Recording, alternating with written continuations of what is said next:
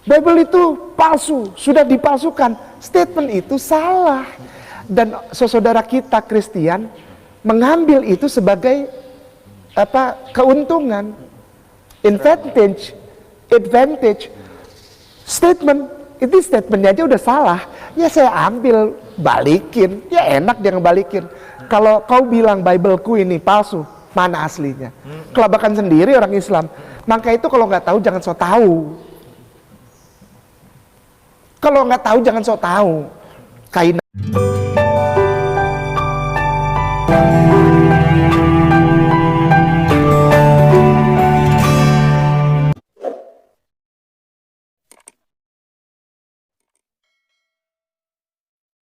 Salam teman-teman sekalian, berjumpa kembali dengan saya Arif Gule di channel TV Laskar Kristus ini. Ini channel yang kita bersama.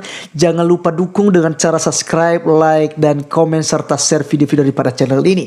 Dan jika ada teman-teman yang mau mendukung juga dari segi dana, silakan ke deskripsi video ini. Teman-teman sekalian, pada kesempatan kali ini kita akan menjawab Ustadz Kainamah atau Ahmad Kainamah yang selama ini ya cukup ekstrim ya ketika dia membahas tentang pengakuan iman rasuli, teman-teman. Satu statementnya yang sampai pada hari ini saya tidak bisa lupakan ya, dia katakan bahwa Yesus lahir dari hubungan antara Roh Kudus dengan Bunda Maria. Umur Maria pada waktu itu katanya 12 tahun dan akhirnya dia melahirkan Tuhan Yesus ya gitu kata dia ya. Nah, teman-teman, kita nggak bahas itu karena kita udah berulang kali membahas. Tetapi saat ini kita lebih fokus untuk membahas satu cuplikan videonya, di mana dalam videonya teman-teman sekalian sangat jelas ada seorang ustadz yang bertanya kepadanya bahwa bagaimana gitu ya menurut Ahmad Kainamah mengenai Injil yang dipegang oleh orang Kristen saat ini. Karena orang Kristen dituduhkan bahwa Injilnya sudah dipalsukan. Lalu orang Kristen ada beberapa yang menjawab bahwa kalau memang sudah dipalsukan, mana aslinya? Nah, kebanyakan para ustadz kelabakan untuk menjawab itu. Maka teman-teman sekalian, kita bedah karena ada beberapa hal juga yang justru Ahmad Kainamah di sisi lain dia membela kekristenan. Tetapi di sisi lain dia juga memojokkan ataupun merendahkan kekristenan, teman-teman sekalian ya. Jadi dia menggunakan bahasa halus. Mari kita membenahnya. Sebelumnya seperti biasa kita melihat videonya yang ada berikut ini. Bible itu sudah nggak asli. Ya. Sudah nggak asli. Sering itu, Kemudian sering. Iya, nah dijawab oleh para pendeta. Ya. Loh, kalau memang Bible nggak asli, Iya. kamu tunjukkan dong mana Betul, aslinya. betul. Saya dukung pendeta itu ngomong gitu. Terus, Iya, dukung lah. Kitab sucinya dibilang palsu. Mereka sendiri orang Kristen nggak pernah bilang Bibleku palsu, nggak pernah, nggak pernah. Tidak ada Bible itu palsu, tidak ada. Kalau ada palsu, ya sama kayak celana jeans misalnya, dah. Ada celana jeans yang asli, yang original, yang genuine. Lalu ada yang KW, ya kan? KW 1. Apa ini nih? Apa namanya? Keramik. KW 1, KW 2, KW 3. Orang Kristen nggak pernah bilang Bible itu palsu. Kenapa? Karena mereka pasti dengan sangat pasti mereka tuh tahu bahwa tidak pernah ada genuine-nya. Yang aslinya mereka tahu. Bible nih, track gitu ya. Mereka percayai aja itu aslinya. Karena apa? Karena mereka tahu dan mereka tahu dengan yakin tidak ada aslinya itu. Bible itu tidak pernah ada aslinya. Ya, teman-teman sekalian, dari bagian ini teman-teman dia mencoba untuk memframing bahwasanya tidak ada Injil asli ya. Kalau dari awal tadi kita mendengarkan ketika pendeta berkatakan ya, menjawab ya apa yang disampaikan oleh para ustadz bahwa Injil sudah palsu, maka kalau sudah dipalsukan mana yang aslinya gitu. Coba tunjukkan gitu. Nah, jadi dia betul di situ ya. Ahmad Kainama dikatakan, saya setuju dengan pendetanya karena memang tidak ada gitu ya. Siapa yang bisa membuktikan itu ada yang asli? Tetapi statement terakhirnya teman-teman sekalian sama sekali ya ini tidak mendukung kekristenan, tetapi justru dia mencoba secara halus memunculkan iman Kristen. Nah teman-teman sekalian, di mana Injil asli? Kalau Ahmad Kainama katakan tadi tidak ada Injil asli, dia keliru. Injil asli yaitu di Alkitab itu. Karena Injil itu teman-teman sekalian berbicara tentang riwayat kehidupan Tuhan Yesus Kristus. Kabar baik, itu Injil. Kabar baik tentang kelahiran, kematian, kebangkitan Tuhan Yesus. Dan selama dia di dunia pelayanannya mengusir setan. Dan banyak-banyak mujizat yang diperbuat oleh Tuhan Yesus Kristus. Dari semua nabi, mujizat terbanyak adalah Tuhan Yesus Kristus ya. Jadi melebihi semua para nabi yang ada. Nah teman-teman sekalian, itulah Injil asli. Kalau bicara Injil itu sudah asli. Karena Yesus Kristus tidak pernah palsu. Karena Injil berbicara tentang pribadi Yesus Kristus. Maka Yesus tidak pernah palsu. Gitu ya. 2020 tahun yang lalu Yesus benar-benar ada ke dunia ini. Bahkan Islam meyakini bahwa Isa itu pernah ada ke dunia. Sejarah mencatat apalagi. Dan kitab suci Kristen dengan detailnya sudah dituliskan tentang keberadaan Tuhan Yesus Kristus selama di dunia. Teman-teman, ini bagian pertama ya. Jadi Injil asli ada ya. Kalau Ahmad Kainama dikatakan bahwa tidak pernah ada Injil asli, dia pembohong besar teman-teman sekalian. Injil sudah benar-benar ada karena Injil itu adalah pribadi Yesus Kristus. Yesus Kristus itulah yang menjadi kabar baik bagi dunia. Mari kita lanjutkan bagian video Ahmad Kainama berikut ini. Tidak ada istilah Bible palsu, Bible asli. Sekali lagi, tidak ada istilah Bible palsu, Bible asli. Tidak ada. Orang Islam yang salah. Debaters Islam yang salah. Bible itu palsu, sudah dipalsukan. Statement itu salah.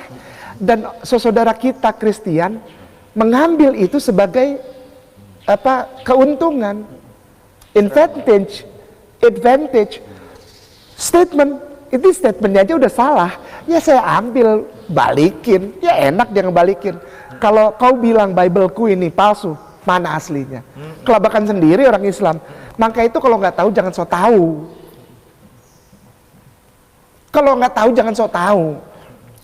Statementnya yang terakhir ini juga 50-50 ya, membela Kristen dan juga memojokkan kekristenan. Karena sekali lagi dia memframing bahwa tidak ada Injil asli ataupun palsu. Jadi dalam arti kata bahwa apa yang dimiliki oleh orang Kristen saat ini itu memang tidak ada apa-apanya, gitu ya, tidak ada apa-apanya. Jadi kalau kita menganalisis apa yang disampaikan oleh Ustadz Kainama di sini teman-teman dalam video bagian kedua. Nah teman-teman sekalian, benarkah bahwa Injil itu memang benar-benar tidak ada? Dan benarkah bahwa Injil itu sudah dipalsukan seperti tuduhan-tuduhan para ustadz terhadap iman kekristenan? Ini keliru teman-teman sekalian, sangat-sangat keliru. Kalau seandainya Injil sudah dipalsukan, kenapa Al-Quran justru menyuruh Muhammad untuk bertanya kepada ahli kitab dan juga melihat kitab Taurat dan kitab Injil? Dibenarkan loh. Al-Quran membenarkan kitab Injil dan Taurat.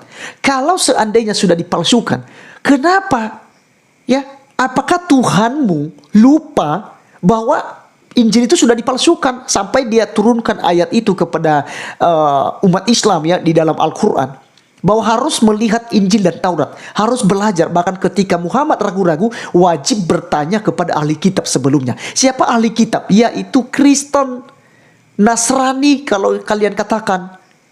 Jadi orang-orang yang belajar tentang Taurat dan Injil. Nah sama siapa ada Taurat dan Injil? Jabur kepada orang Kristen. Seharusnya umat Islam harus berani membacakan Injil. Harus berani. Jangan termakan sebuah dogma atau doktrin pengajaran-pengajaran yang diajarkan oleh para ustadz bahwa Injil itu sudah dipalsukan.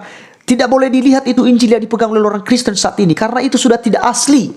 Udah bukan lagi original text katanya. Sudah diubah-ubah oleh tangan manusia. Ini semua fitnah. Ini semua fitnah yang dituduhkan kepada orang Kristen. Nah, kembali teman-teman sekalian tentang Ustadz Ahmad Kainama. Benarkah bahwa itu tidak ada Injil asli? Sekali lagi, tapi untuk menegaskan hal ini teman-teman, mari kita buka Alkitab di dalam Roma pasal 1 ayat 16 dan 17 ya. Supaya kita mengerti tentang Injil. Injil itu kekuatan Allah, itu perikopnya. Sebab kamu mempunyai keyakinan yang kokoh dalam Injil, karena Injil adalah kekuatan Allah yang menyelamatkan setiap orang yang percaya, pertama-tama orang Yahudi tetapi juga orang Yunani. Sebab di dalamnya nyata kebenaran Allah yang bertolak dari iman dan memimpin kepada iman, seperti ada tertulis, orang benar akan hidup oleh iman. Nah, jadi teman-teman sekalian, sangat jelas di sini bahwa Injil merupakan kekuatan Allah yang menyelamatkan orang percaya. Nah, Injil seperti disampaikan tadi itu berbicara tentang kabar baik, yaitu kepribadian dari Tuhan Yesus Kristus. Ya, mulai dari nubuatan kedatangannya, kelahirannya teman-teman sekalian, kemudian kabar baik yang disampaikan kepada Maria melalui Gabriel atau Jibril bahwa Maria akan mengandung dari benih ilahi karena Tuhan sendiri yang akan mengaruniakan itu, kandungan itu, dan juga keajaiban bahwa nama Yesus Kristus diberikan oleh Allah sendiri. Ya, dikatakan hendaklah engkau beri nama dia Yesus. Ya. Atau dalam kata lain, gelar lain yaitu Immanuel, yang artinya Allah menyertai kita. Karena Yesus ini diperuntukkan, dikhususkan oleh Allah untuk membebaskan dan menyelamatkan umatnya dari dosa mereka. Jadi itu teman-teman sekalian ya. Jadi sangat jelas di sini bahwa Injil itu berbicara tentang pribadi Yesus Kristus. Nah, kenapa dikatakan dalam Roma 1:16 tadi bahwa Injil itu adalah kekuatan Allah yang menyelamatkan orang? Iya. Karena Yesus Kristuslah yang bisa menyelamatkan manusia. Yesus Kristuslah yang bisa menghapus dosa. Yesus Kristuslah yang yang berkuasa di dunia dan di akhirat. Ya, dia adalah jalan yang lurus. Jadi kalau cari jalan yang lurus ada pada Injil, yaitu tentang pribadi Yesus Kristus. Dan bagaimana kamu bisa mendapatkan tentang catatan-catatan tentang Yesus Kristus? Anda harus belajar Alkitab. Khususnya Injil Matius, Markus, Lukas, dan Yohanes. Kemudian surat-surat Rasul Paulus. Nggak usah pun baca tentang surat-surat Rasul Paulus. Mulai dari Roma, Kisah Para Rasul, itu nggak perlu ya. Tentang di Korintus, 2 Korintus, Kolose, itu nggak perlu. Karena itu surat-surat Rasul Paulus yang beranjak bertolak dari Injil. Ya, dari kitab yang memuat tentang pribadi Tuhan Yesus Kristus, yaitu Matius, Markus, Lukas, dan Yohanes. Rasul Paulus beranjak dalam penginjilannya, beranjak dalam penyampaian pengajarannya itu dari keempat kitab yang tadi. Matius, Markus, Lukas, Yohanes. Nah, teman-teman sekalian, di dalam Injil yang ada keempat ini ya, keempat yang memuat tentang riwayat Tuhan Yesus Kristus, semua sudah ada di situ. Dan keempat Injil ini tidak ada kontradiksi di dalamnya. Ini saling melengkapi.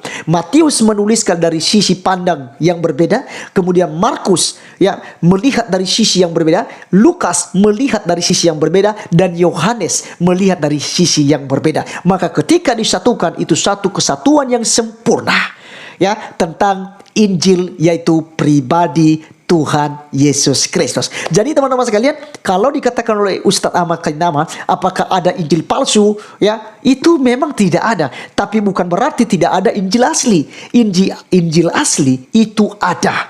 Karena Injil asli berbicara tentang pribadi Yesus Kristus sendiri. Itulah kabar baik yang harus diberitakan kepada segala makhluk, kepada semua orang. Harus diceritakan, diberitakan bahwa di dalam Yesus ada keselamatan.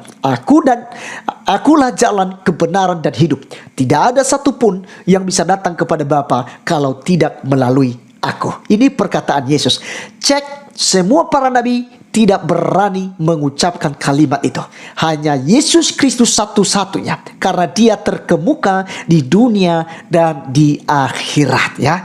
Terima kasih teman-teman sekalian. Begitulah jawaban kita kepada Ustadz Ahmad Kainama. Dan biarlah video kali ini boleh menjadi berkat buat kita semua.